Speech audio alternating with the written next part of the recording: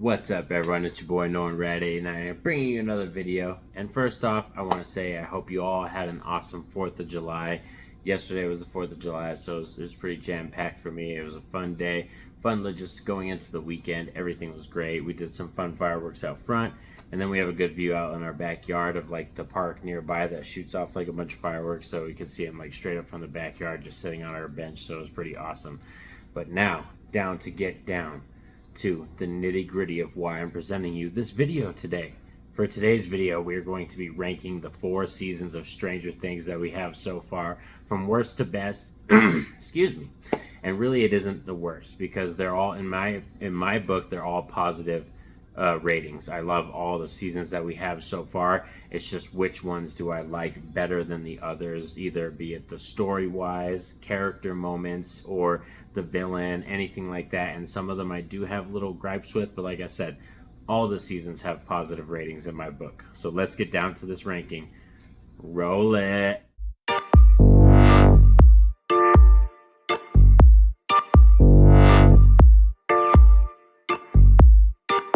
Also should have said in my intro too that this is just my ranking for my list. I would love to hear from all of you in the comment section. Share your ranking for the Stranger Things seasons that we have so far. Now for me, coming in at the bottom of the barrel, but like I said, I don't think this is a horrible season or anything. It's just I appreciate and love the other seasons so much more than this one. But coming in at the bottom is going to be Stranger Things Season 2.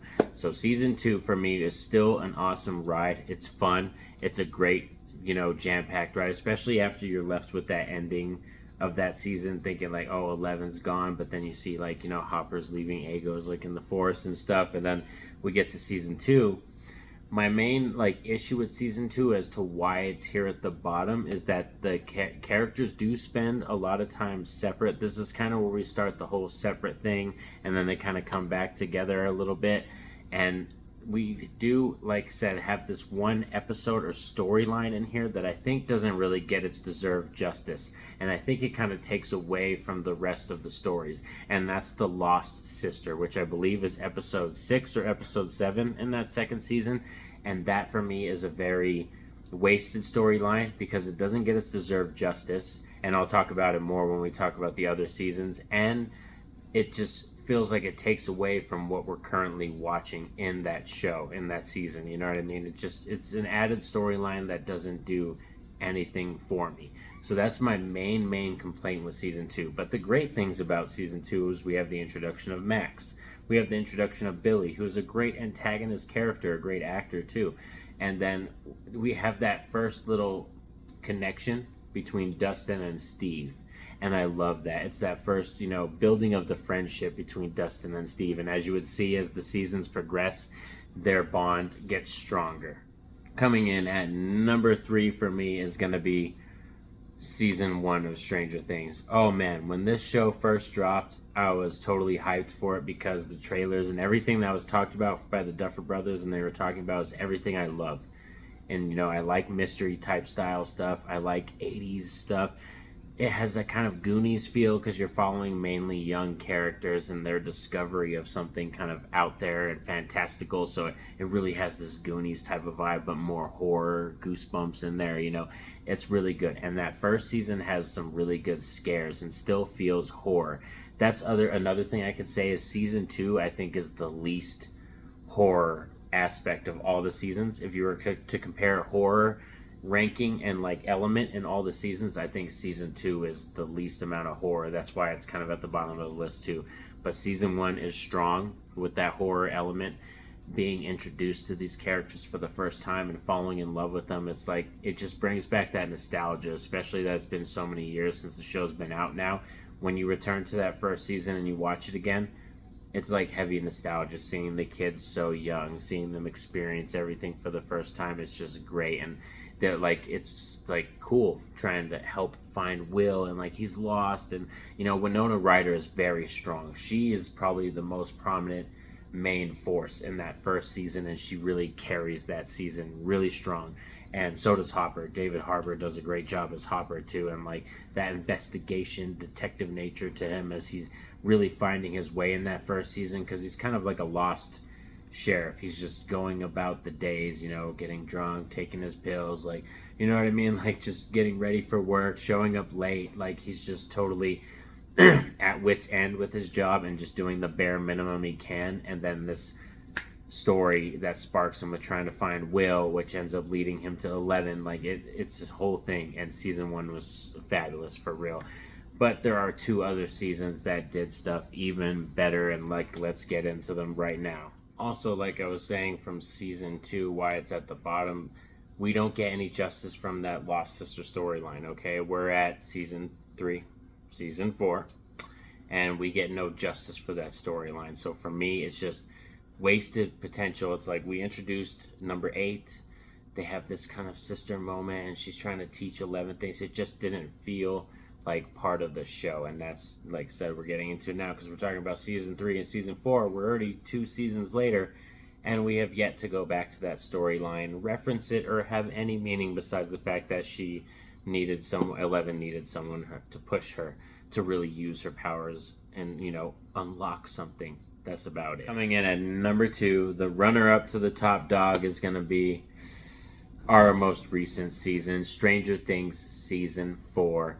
Oh man, this is that one for real, Stranger Things season 4, that it was such a great wait. Like, it sucks that we had to wait, but how it came out, it was like worth it, man. The goosebumps, the story moments, the character moments were so potent and everything in this season. And damn, like, Vecna is a great villain. 11 and him have a great, like, tussle, and, like, their chemistry on screen was perfect. We get a young actress playing a young 11, and even Millie Bobby Brown had a coach her on set. Like, it's cool. Season 4 has a lot of elements. I'm getting goosebumps about it because these top 2 were the hardest for me. My bottom 2, those I kind of knew the ranking, but these number 1 and number 2, they tussle. They fight for which one's the best, but I ended up going with, you already know, season 3 is my top dog. But season 4, for being number 2, it, like I said, has so many great moments in it, and they all do really pay off. My one, Eddie, a great addition, and rest in peace, Eddie Munson, Hellfire Club, we love you. But what I want to say about season 4, why I ended up putting it at number 2 and not the top dog, is season 4 was a little predictable. It did end up being predictable for me in the Vecna department. I kind of figured who he was, and also the death department was very predictable. It doesn't mean that the execution was bad. It was great. I was still entertained, and we had great music, and the scenes were badass, but it was very predictable, and that's kind of why I ended up going with season 4 at this number 2 spot. But now you know. The top dog, the number 1 spot, belongs to season 3 of Stranger Things for me. Money, this is the 10 out of 10. If I was to give any season that we've had so far of Stranger Things a 10, it's season 3. Just the themes of relationships and accepting your partner and breakups and all that kind of stuff is very strong, very prominent in that 3rd season. It even carries on to season 4 a bit. And I love the themes in season 3. They just speak to me so much more, and I love it. The character moments, it's just great. I love how 11 and Max have a really great bonding moment. Billy is made a much more 3-dimensional character. I think is the most 3-dimensional villain we had. Even though he's controlled by the Mind Flayer, he's the most 3-dimensional villain that we've had in this entire show. Like, even, you can argue Vecna. We're going to get more Vecna. You can argue Vecna, but I think Billy, because he goes through this growth of, we learn his background, we learn his history, we see how he is now and what has progressed over season 2 and season 3, and then he becomes controlled by the Mind Flayer, and then has a redemption at the end of season 3 when he saves Max and 11. Like, oh damn, from the physical form of, like, the Mind Flayer. Oh dude, it's so good. That whole sequence in the mall was cherry money, perfect ending. Like, those last 2 episodes for me of season 3 are like the height of Stranger Things for me.